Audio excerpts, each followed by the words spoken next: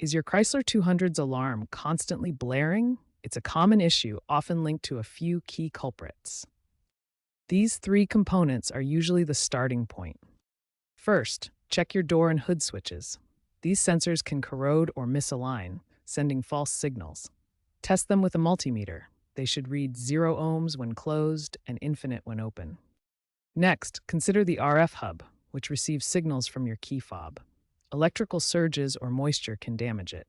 Try a simple reset by disconnecting the car battery for 10 minutes. Lastly, and most commonly, replace the key fob battery, CR2032. A weak signal can trigger the alarm. Use an app like RF Signal Scanner to test signal strength or simply try replacing it.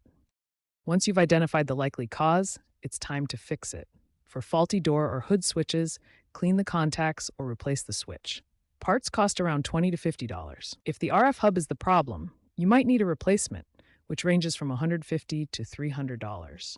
A software patch available through OBD2 tools or a dealership visit can also solve RF hub issues and is often the most cost-effective first step.